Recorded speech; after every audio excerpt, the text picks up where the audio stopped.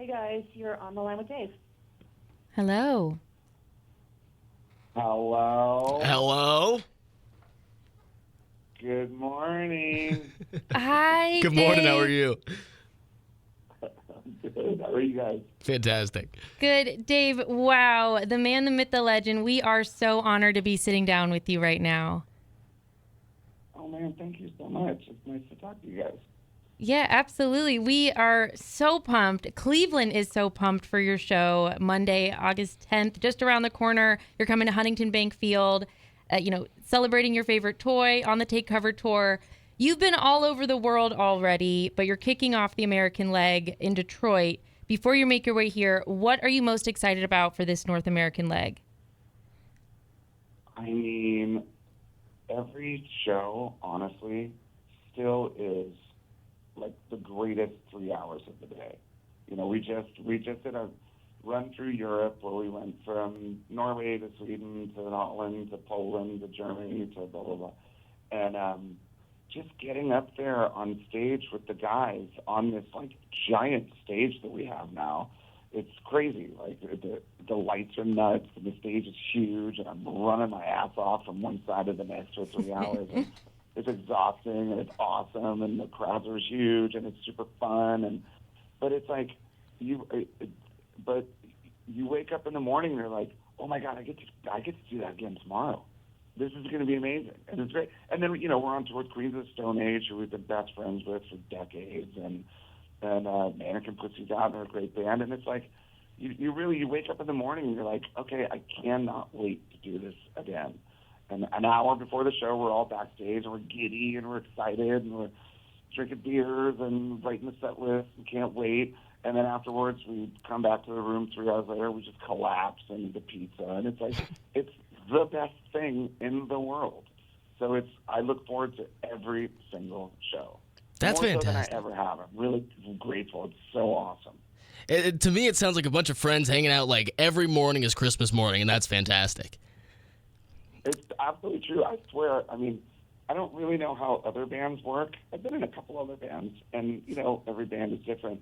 But this one is like, it's like we won the friggin' lottery. I'm telling you, we actually enjoy each other's company a lot.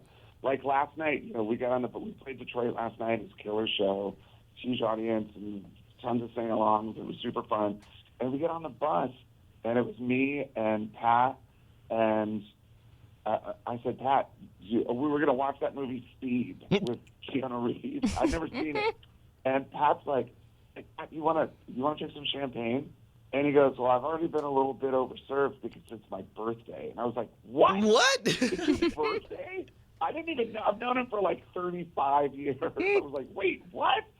And so, today, just before getting ready to do this interview, I was like, man, I got to find something nice to wear tonight because we're going to go have a big Pat Smear birthday dinner. And I mean, literally, it's like a family vacation that's been going on for 30 years. Aww. It's amazing. It's the coolest thing in the world. That's so beautiful. I'm curious too, just being friends with Queens of the Stone Age and whatnot. Do you feel a difference touring with friends like Queens of the Stone Age and whatnot versus bands that you aren't as close with? Is it more fun, enjoyable, things like that?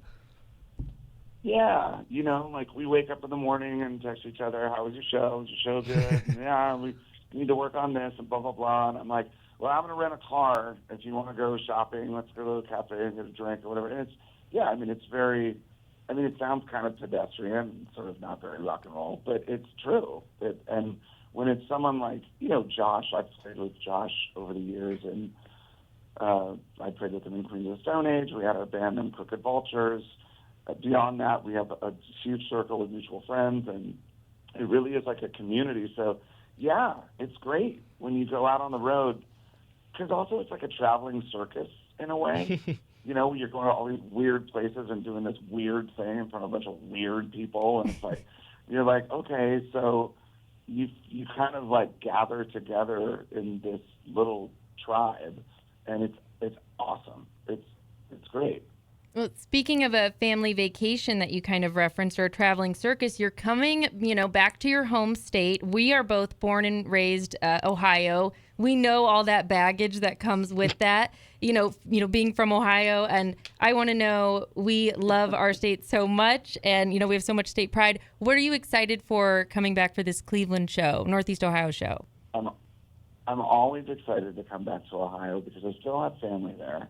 And I really only get to see him whenever I pass through town. And so my Uncle Tom Grohl, he's the coolest uncle in the world.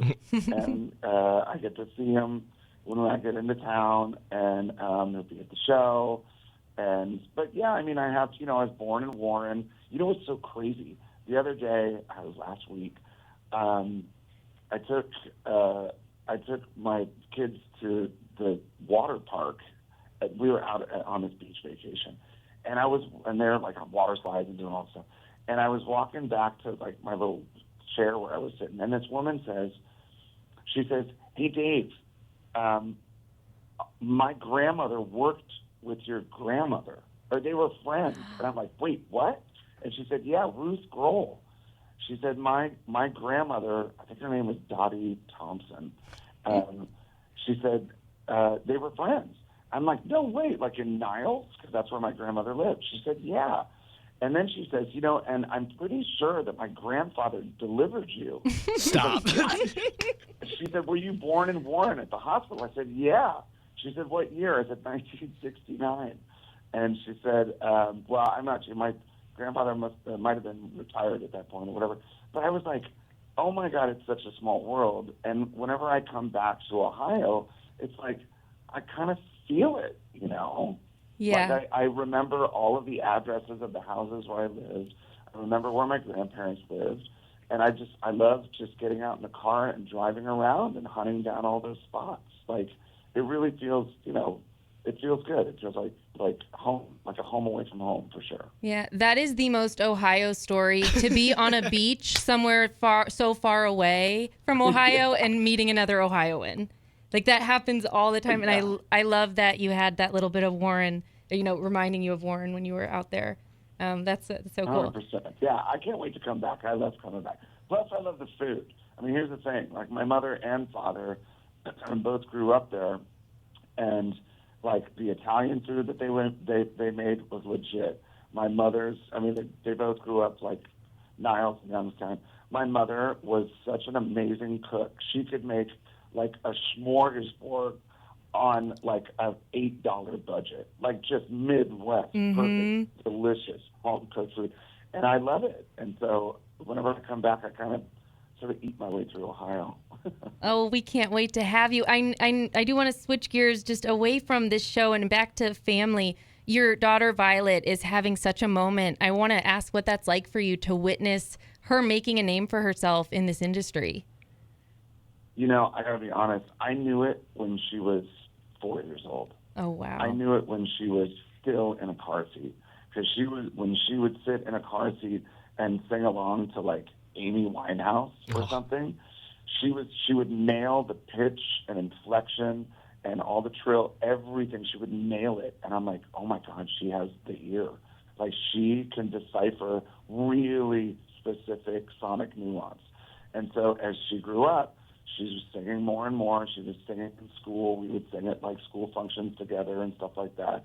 And then she started coming and singing backups for the Foos. She started just getting more involved in singing. And then by the time she's a teenager, she was like, I think I want to make a record. And I'm like, okay, well, here's a pen, here's a pad of paper, start writing. And she started writing, and it was deep. And the way she would sing, she has a depth and like an emotive delivery when she sings. And then her lyrics were like real. And so I kept telling her, like, just stay in high school. Please just stay in high school. I didn't. I was like, stay in high school, and after high school, go for it. And she went, and I swear, if you guys talk to her, interview her, her album is brilliant. It's amazing. She's incredible. And she is legit real deal. Her depth of musical knowledge is like, she's a professor when it comes to music. It's insane. And when she performs, she sings with this real intensity and depth.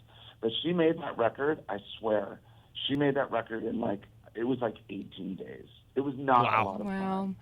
And I can't wait till you guys get to witness her performing. I hope you guys love the record. She's so legit for real. She's a badass.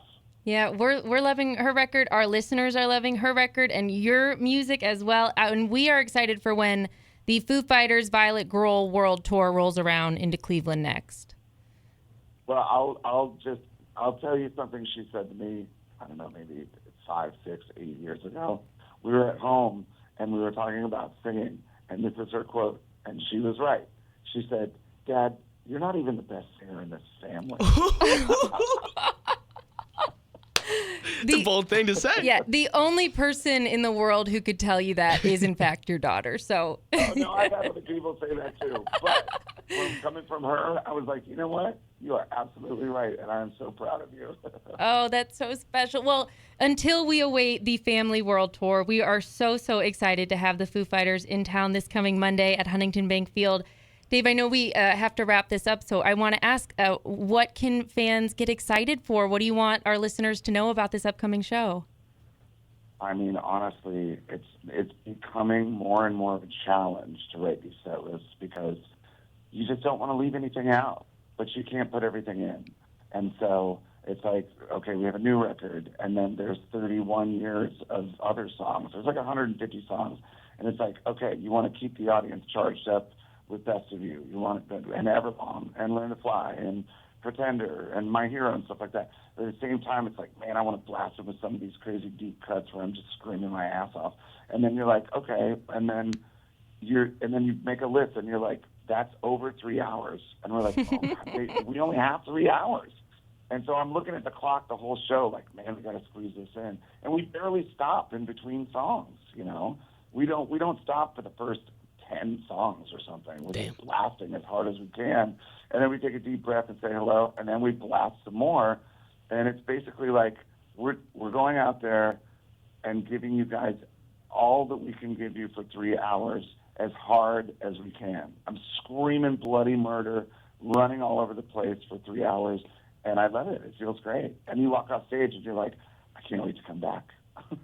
Wow, all three bands, you are all true rock stars, and we are so excited for you guys to roll through Cleveland and for you to come back home to Ohio for a night. Dave, thank you so much for taking the time to sit down with us. All right, guys. It's good to talk to you. We'll see you. Thanks so much, Dave. Bye. Bye.